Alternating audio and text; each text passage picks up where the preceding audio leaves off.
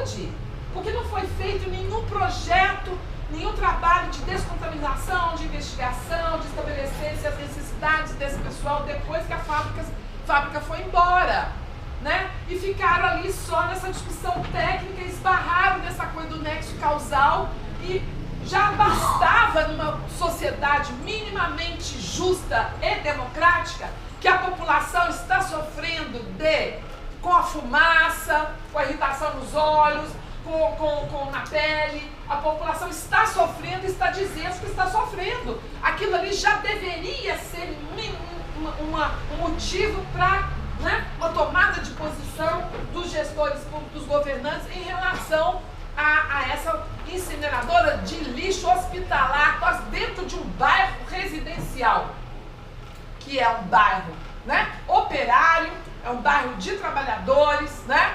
E aí a gente entra numa outra discussão, que é o racismo ambiental.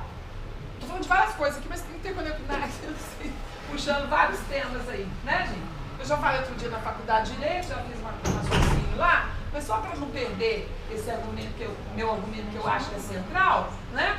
Que essas obras, as grandes obras, elas só são instaladas em localidades, né, tornadas zonas de sacrifício. Essas zonas de sacrifício são habitadas por trabalhadores, operários, população pobre em geral, e também tem um componente de raça muito forte. São populações negras, indígenas, quilombolas na área rural. Então há como a gente mapear e estabelecer um padrão. Isso foi feito nos Estados Unidos, eu não estou inventando, isso já foi feito nos anos 80, nos Estados Unidos, quando conseguiram fazer um mapa das instalações de determinadas, da Carolina do Norte, de fábricas altamente contaminadoras, né? A localização dessas fábricas, com certeza mapearam em bairros de população negra e hispânica. E aí construíram e chegaram nesse conceito de racismo ambiental. Existe um racismo ambiental, né? Que é exatamente a relação entre a instalação desses grandes obras, grandes empreendimentos, seja hidrelétrica, seja mineração, né? Seja aqui na área urbana, como o bairro Camargo, que eu citei aqui, né? E a correlação disso com a existência de populações vulneráveis do ponto de vista da cidadania, né? Isso é uma forma de violência do desenvolvimento, ou dos projetos chamados projetos de desenvolvimento. E tem que lembrar que a palavra desenvolvimento, gente, pertence a um léxico, né? Uma episteme, que é uma episteme moderna ocidental, né? Que, na verdade, alguns autores latino-americanos vêm desconstruindo, né? Como a episteme da dominação, da colonização, né? Autores como Walter Mignot, Aníbal Quijano, vários autores latino-americanos, trabalhando com a ideia da decolonialidade, que a gente precisa, né, enfrentar o desafio da desobediência epistêmica, porque muitas das coisas, dos nossos conceitos, digamos assim, das palavras que a gente usa, da nossa linguagem, das nossas ferramentas de reflexão, elas vêm de uma episteme branca, patriarcal, eurocêntrica, não é? E desenvolvimento é uma palavra que vem também desse universo aí, que ela não pode ser dissociada da sua irmã, né, maior. Ela não existe sem esse outro seu lado, que é o lado da colonialidade. Não existe modernidade sem colonialidade, né? Então esses autores vêm trabalhando no sentido de dizer que não existe apenas modernidade, que a história não é só a história antiga, do Egito, da Grécia, etc. Depois que a gente chega lá na antiguidade, chega na Idade Média europeia, da Idade Média, então você tem uma historinha linear, né? Revolução Industrial, modernidade, aí nós estamos na modernidade para todo mundo. Isso não é assim, né? Eles mostram que efetivamente na história mundial, a ocupação das Américas, a exploração das Américas, o genocídio, né, do povo indígena, o etnocídio, isso tudo faz parte do projeto da modernidade, ele é constitutivo da modernidade. Sem isso não haveria modernidade, a tal da modernidade. Mas os historiadores europeus que nos orientam, que a gente só lê historiador europeu, né? a historiografia ela é uma outra historiografia, ela não considera, né, a exploração das Américas como uma parte constitutiva do processo de modernidade do mundo, né?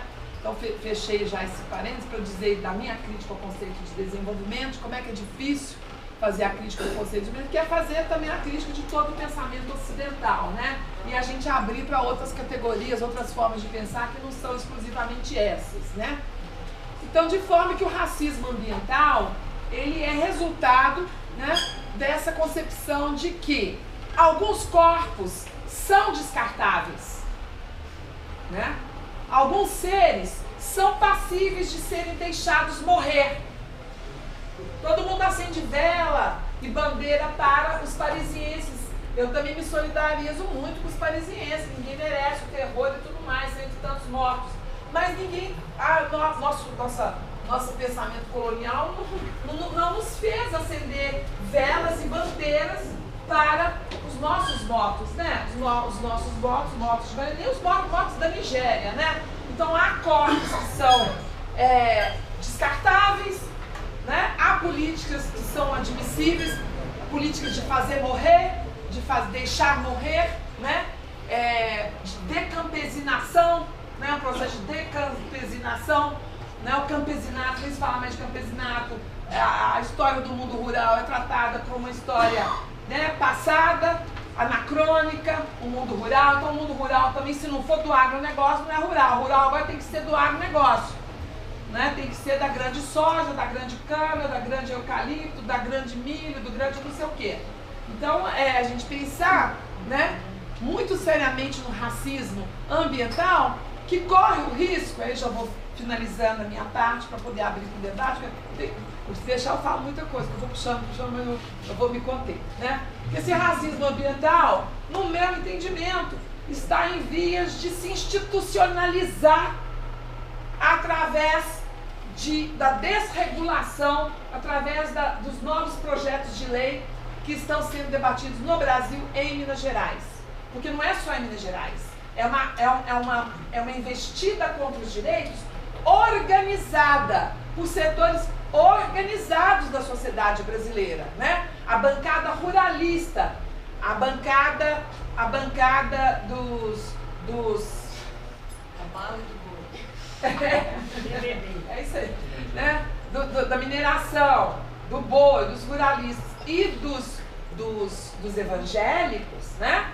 Elas estão muito firmemente organizadas no Congresso Nacional e estão agora com várias investidas. Nós temos a PEC 215, né, para diminuir os direitos indígenas, que ameaça os direitos indígenas, que permite mineração em terra indígena, a revisão do Código da Mineração é isso aí, né? O PL do Romero Jucá, né, que é o PL 654, que pretende fazer a revisão do licenciamento em nível nacional para agilizar os projetos ditos prioritários para o governo federal, os projetos de Estado prioritários.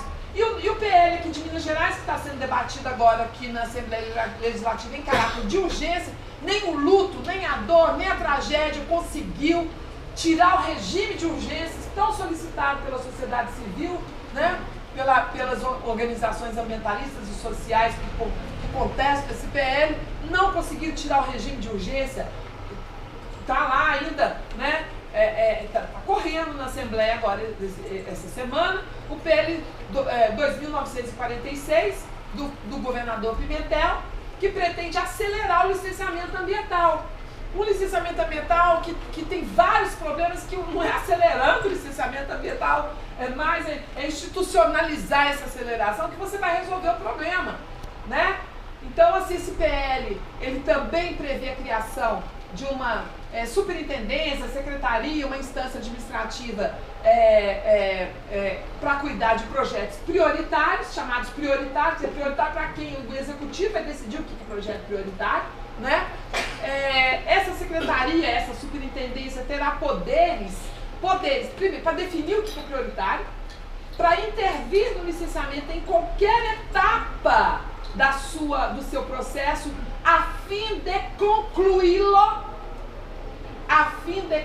ele pode intervir a fim de concluí-lo Esse PL, ele desvincula a FUNAI, o INCRA, a Fundação Palmares, o IFAM, então a questão do patrimônio histórico, dos quilombolas, dos indígenas, desvincula a anuência desses órgãos do processo, da decisão sobre o licenciamento, que estabelece prazo do tipo assim, 30 dias para eles se manifestarem. Se não manifestar em 30 dias, o processo de licenciamento segue seu curso, não para, ele conclui. Ou seja, isso para mim é uma forma de institucionalizar o racismo ambiental. Isso não é importante considerar a terra indígena, a terra dos quilombolas, dos povos e comunidades tradicionais e do patrimônio histórico, não é? Se isso não é relevante para considerar, então nós estamos institucionalizando o racismo ambiental. Eu estou lendo dessa forma, estamos institucionalizando esse racismo ambiental. Né? Então essas populações vão estar mais fragilizadas ainda, né? Correndo riscos efetivamente de vida, porque são comunidades e grupos que vivem atavicamente, dependentemente do meio ambiente em que elas vivem, né? São um modo de vida absolutamente, né? Muito mais do que nós. São povos ecossistêmicos, nós somos povos ecosféricos, eles são ecossistêmicos, né? Enfim, mas, e além de tudo, né? Esse PL contém 24 itens que são verdadeiros cheque em branco para o executivo, porque eles são itens não definidos, a serem definidos por decreto posteriormente. Vai ser definido o que esses quatro? Vai ser definido por decreto posteriormente. Então, assim, é um absurdo supremo esse PL, né? Acho que nós temos que contestar esse PL, não podemos aceitar. Um deputado, esqueci o nome, afirmou que ele teve antes, Cássio não sei o quê, um jovem, não muito jovem, mas enfim, um deputado, ele afirmou que houve ampla participação da sociedade civil. Gente do céu, eu estava lá na audiência pública que foi discutido o PL, inclusive estava mesmo, e gritei o tempo todo, gritei lá sentada, gritava, porque assim, a gente não é ouvido. Nós estamos num momento dramático, porque a gente fala e tenta o diálogo, não é ouvido. Então, eu resolvi, naquele dia, gritar. Eu resolvi gritar, quem estava lá viu, né? Então assim, eu gritei, mas gritei a todo pulmão, feito uma doida, né? E sabe, o que não gritar. É uma posição muito... Então nós estamos diante de assim, um autoritarismo, efetivamente, vamos dar um nome às coisas, né? De um autoritarismo muito grande, muito perigoso, de dirigentes e políticos vassalos, né? Das mineradoras, estão completamente nas mãos porque pegaram dinheiro de campanha. A gente há uma lista, há uma tabela, né, a pesquisa de entidades, etc., que mostram justamente quanto que foi para cada um, inclusive o nosso governador. Então nos deixa numa situação extremamente, as pessoas estão, esses nossos governantes e autoridades políticas estão pagando suas dívidas de campanha, né? Com sangue do nosso povo, né? Então, eu acho isso extremamente absurdo, cruel, é abominável isso, né? Então não tem, quem me conhece sabe, assim, eu tô falando essas coisas aqui, fica até parecendo que eu estou ligado a alguma coisa, em um discurso político. Isso não é um discurso, isso é um discurso absolutamente... Eu estou absolutamente assim, estou constatando coisas, né? E dando nome a essas coisas que eu estou observando, né? E muito indignada, porque a gente não pode se calar, né? Eu pesquiso desenvolvimento, conflitos ambientais, política ambiental há 30 anos. Tem 30 anos que eu pesquiso isso, né? Então, assim, eu agora não estou nem aí. Eu tenho que falar, porque eu já escrevi. Eu já escrevi livro, eu já escrevi artigo, já defendi tese, já escrevi isso aqui, já orientei 2 dezenas de teses para mais. Então, quer dizer, tudo que eu podia fazer academicamente, né? Eu já fiz academicamente muita coisa, né? Eu, assim, sou pesquisadora do CNPq, pesquisadora da FAPEMIG, eu tenho uma trajetória acadêmica bem consolidada, né?